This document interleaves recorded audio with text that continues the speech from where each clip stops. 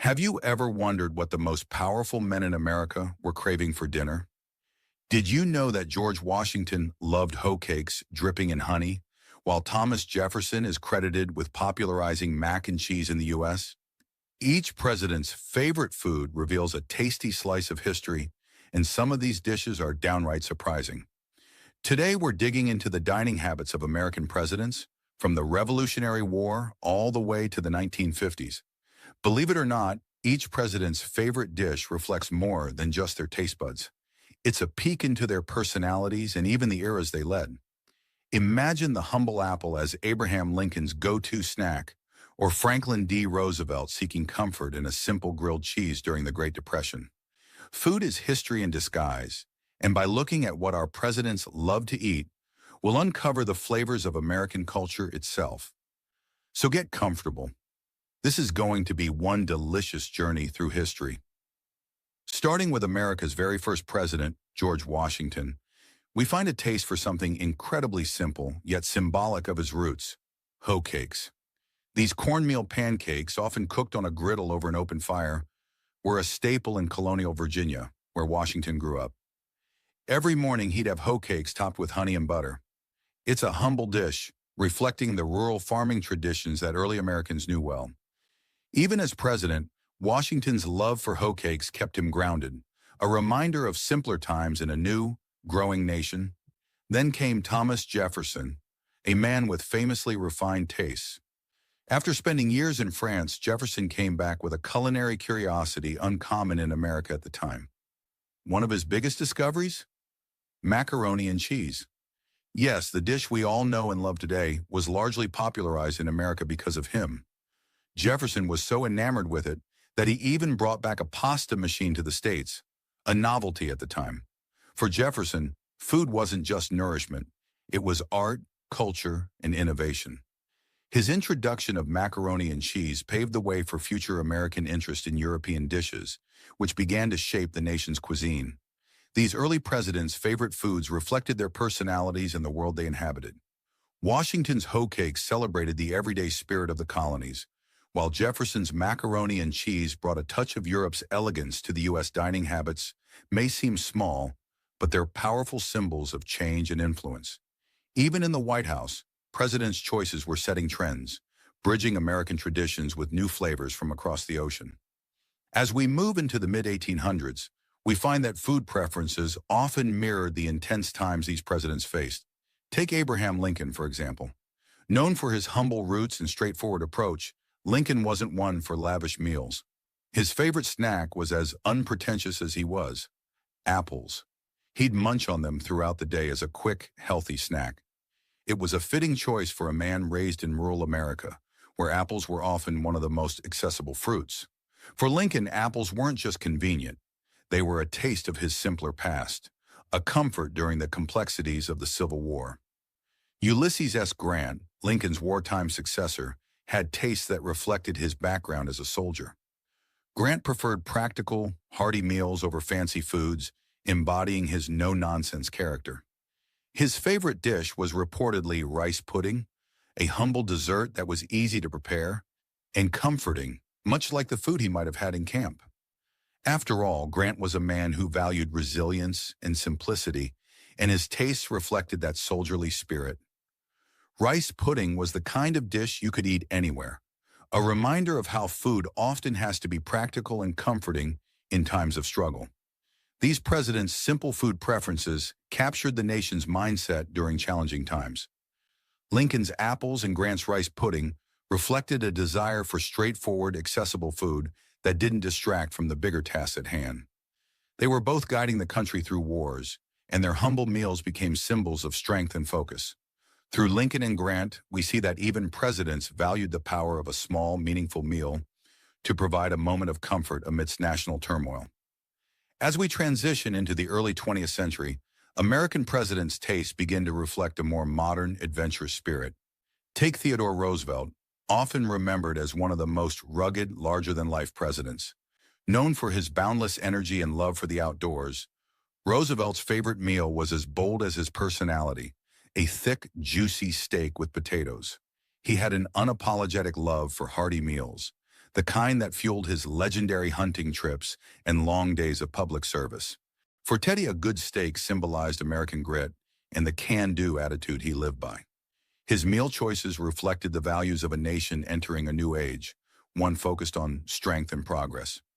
Following him was Woodrow Wilson, a more reserved figure but with a taste for classic, comforting dishes that became staples of the American diet. Wilson's favorite? Chicken salad. Simple yet elegant, chicken salad captured the growing trend of easy, crowd-pleasing foods that fit a more refined but practical era. During Wilson's presidency, America was on the verge of joining the global stage with World War I. His food choice was classic and comforting, a gentle nod to traditional American values even as the country faced international uncertainty. Then there's Warren G. Harding, known for his love of normalcy in a time of post-war change. Harding had a particular fondness for chicken pot pie. This cozy, home-style dish spoke to his desire to bring comfort and stability back to the nation after the hardships of war. Chicken pot pie, with its warm filling and flaky crust, became a symbol of American resilience, familiar and reassuring in a time when the country needed comfort most. From Roosevelt's rugged steak to Wilson's light chicken salad and Harding's hearty pot pie, these dishes represented a country ready to move forward while cherishing traditional comforts. As America entered one of its most challenging periods with the Great Depression, comfort food took on a whole new meaning. Franklin D. Roosevelt, the president who led the nation through both the Depression and World War II, had a favorite that surprised many: a simple grilled cheese sandwich. To FDR, grilled cheese wasn't just a meal, it was a symbol of comfort and simplicity during an era of scarcity. Paired with a hot bowl of tomato soup, this meal became iconic in American households, affordable and filling. FDR's love for grilled cheese reflected the nation's need for familiar, comforting dishes that offered a sense of security when everything else felt uncertain. Following Roosevelt was Harry S. Truman, a down-to-earth man from Missouri who took the helm at the end of World War II. Truman was known for his no-nonsense approach and his deep sense of American pride. His favorite food? A hearty plate of well-done steak and mashed potatoes. This classic American meal symbolized Truman's straightforward values and the country's desire to return to normalcy after the war. Steak and potatoes were practical, nourishing, and celebratory, a fitting choice for a nation moving from sacrifice to recovery. Truman also loved a good glass of bourbon, another nod to his Midwestern roots. In times of celebration or stress, Truman's fondness for this all-American spirit reminded people of the comforts of home. For many Americans, Truman's simple, hearty preferences represented stability and resilience, a return to cherished traditions after years of hardship. These presidents' favorite foods reflected the spirit of the American people during times of turmoil and recovery. Comfort foods like grilled cheese, steak, and mashed potatoes weren't just meals. They were symbols of survival, hope, and the enduring strength of everyday Americans.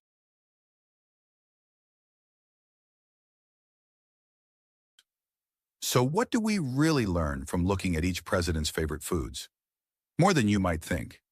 Each of these meals, from Washington's hoe cakes to Truman's steak and mashed potatoes, reflects the personal tastes, values, and even the challenges of the times. Food, in many ways, is history served on a plate. It shows us how each president wasn't just a leader, but a person with roots, traditions, and comforts they turned to, just like anyone else.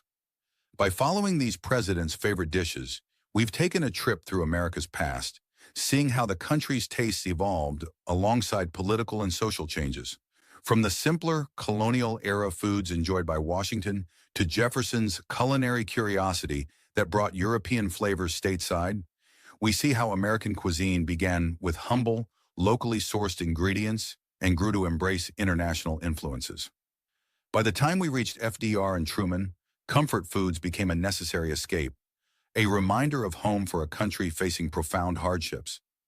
These favorites also offer a unique way to connect with history by recreating some of these dishes in our own kitchens.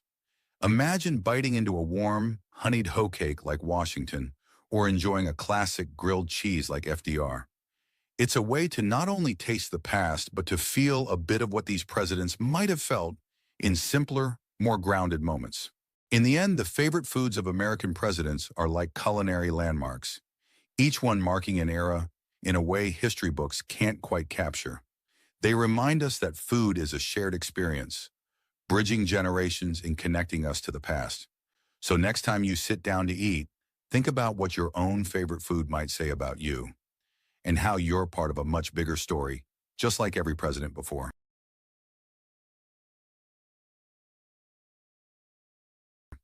If you enjoyed this delicious journey through American history, don't forget to hit that like button and subscribe for more fascinating stories from the past.